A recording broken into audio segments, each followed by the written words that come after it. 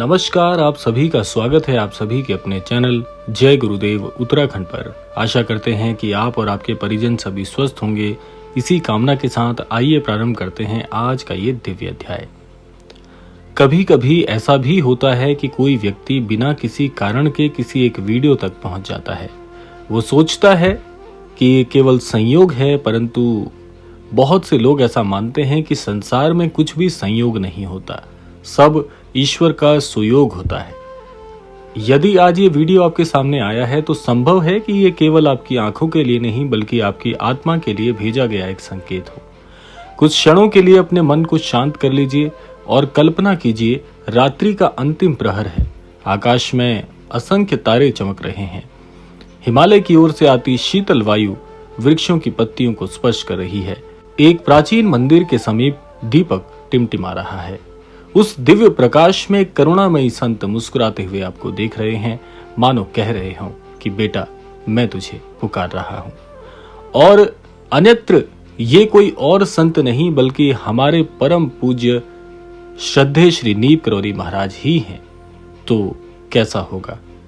आप कहेंगे कि ये दृश्य तो बहुत ही मनोरम होगा, जहां महाराज जी हमें एक ऐसी मंद मंद मुस्कान के साथ दिख रहे हों जो मानो ऐसा कह रहे हों कि बेटा, तेरे जीवन में परिवर्तन अब मैं करने वाला हूं। तुम बहुत दिनों से संघर्ष कर रहे हो।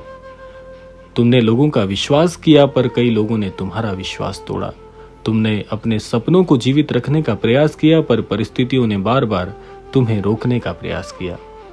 कई रात्रियां ऐसी भी बीती जब तुम्हारी आंखों में नींद नहीं, केवल चिंताएं थी। कभी धन की चिंता, कभी परिवार की, कभी भविष्य की और कभी स्वयं अपने अस्तित्व की। परंतु क्या तुम जानते हो, जब मनुष्य अपनी सीमा पर पहुंच जाता है तब ईश्वर अपनी लीला आरंभ करते हैं। संतों की यही वाणी है कि जब सब मार्ग बंद दिखाई दे तभी समझो कि परमात्मा अपना मार्ग आपके लिए खोलने वाले हैं। नीप करौरी बाबा हमेशा कहा करते थे कि ईश्वर के यहाँ देर हो सकती है पर अंधेर नहीं। बहुत सारे असंख्य महानुभाव अनन्य भक्तों से महाराज जी ने कई बार कहा कि तुम्हें लगता है कि ये सटीक समय है, लेकिन ईश्वर का सुनियोजित समय जो उनके हिसाब से आपके लिए सटीक है उसकी प्रतीक्षा करो, ना कि अपने मन की मानो। जिस बीज को धरती के भीतर दबा दिया जाता है वही समय आने पर विशाल वृक्ष या वट वृक्ष बनता है। इसीलिए यदि आज तुम्हें ऐसा लगता है कि तुम्हें संसार ने दबा दिया है तो निराश मत होना, बिल्कुल भी निराश मत होना। संभव है तुम्हारा जीवन भी किसी महान परिवर्तन की तैयारी कर रहा हो, किंतु सुनो, ये अवसर केवल उन्हीं को प्राप्त होता है जो अपने भीतर विश्वास को जीवित रखते हैं। यदि तुम हर समय भय में जीते रहोगे, यदि तुम केवल शिकायत करते रहोगे, यदि तुम स्वयं को असफल मान लोगे, तो अवसर तुम्हारे द्वार तक आकर भी लौट जाएगा। क्योंकि अवसर से पहले पात्रता आती है और पात्रता से पहले श्रद्धा। आज बाबा मानो तुमसे यही कह रहे हो कि बेटा, अपने मन को भय से मुक्त कर दो। तुम्हारा जीवन और तुम्हारे जीवन में जो कुछ भी घटित हुआ है वो तुम्हें तोड़ने के लिए नहीं बल्कि तुम्हें मजबूत बनाने के लिए हुआ है। जिस प्रकार स्वर्ण अग्नि में तपकर अधिक चमकता है, दमकता है, उसी प्रकार मनुष्य भी कठिनाइयों से गुजरकर अधिक तेजस्वी बनता है। अब एक और बात बड़े ध्यान से सुनना।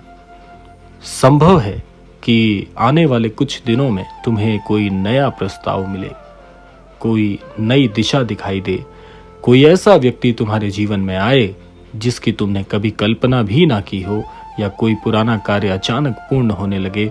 उस समय केवल भय के कारण पीछे मत हट जाना, क्योंकि कई बार ईश्वर अवसर को साधारण वस्त्र पहनाकर भेजते हैं और मनुष्य उसे पहचान नहीं पाता, साधारण मानता है।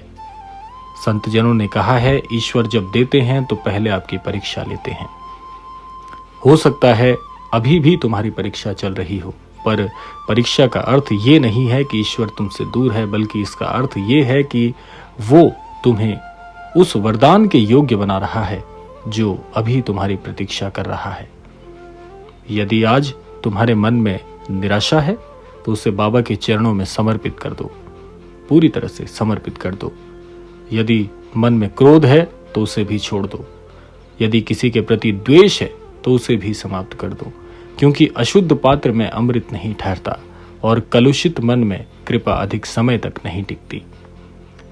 आज से एक छोटा संकल्प लो, प्रतिदिन कुछ क्षण ईश्वर का स्मरण करोगे, किसी भूखे को अन्न दोगे, किसी दुखी को सांत्वना दोगे, किसी के लिए शुभकामना करोगे और सबसे महत्वपूर्ण अपने माता पिता तथा गुरुजनों का सम्मान करोगे। यही वो द्वार है जिनसे होकर ईश्वर की कृपा मनुष्य के जीवन में प्रवेश करती है। अब अपनी आंखें कुछ क्षणों के लिए बंद कर लीजिए, मन ही मन बाबा का स्मरण कीजिए और अनुभव कीजिए कि एक दिव्य प्रकाश आपके मस्तक से हृदय तक उतर रहा है। आपका भय शांत हो रहा है, आपकी चिंता समाप्त हो रही है और भीतर से एक स्वर उठ रहा है, सब ठीक होगा बेटा, सब ठीक होगा। यदि ये अनुभव आपके हृदय तक पहुंचा है तो इसे केवल एक वीडियो मत मानिए, इसे एक वीडियो मत समझिए, इसे एक स्मरण मानिए कि संत आज भी अपने भक्तों को मार्ग दिखाते हैं। वो शरीर से दूर हो सकते हैं पर उनकी कृपा कभी आपसे दूर नहीं होती। अंत में केवल इतना ही, यदि आपके जीवन में कोई कठिनाई चल रही है तो धैर्य मत छोड़ना, क्योंकि हो सकता है कि जिस क्षण आप हार मानने का विचार कर रहे हो उसी क्षण आपकी नियति का द्वार खुलने वाला हो। संतों की कृपा अदृश्य होती है किंतु उसका प्रभाव अत्यंत वास्तविक होता है। ईश्वर पर विश्वास रखें, अपने कर्मों को पवित्र रखें और जीवन में आने वाले प्रत्येक अवसर का स्वागत श्रद्धा से करें। याद रखें, जहाँ श्रद्धा है वहाँ कृपा है, जहाँ सेवा है वहाँ संत है और जहाँ संत है वहाँ से कोई भी रिक्त नहीं लौटता। जय बाबा नीम करौली महाराज की। आज के इस क्रमांक को यहीं पर विराम देते हैं। आशा करते हैं ये संदेश आप तक महाराज जी पहुंचा चुके होंगे और आपके जीवन को पूरी तरह से परिवर्तित करने के लिए महाराज जी तत्पर होंगे। इसी कामना के साथ विदा लेते हैं, मिलते हैं अगले क्रमांक में। तब तक के लिए जय श्री राम, जय गुरुदेव, जय उत्तराखंड।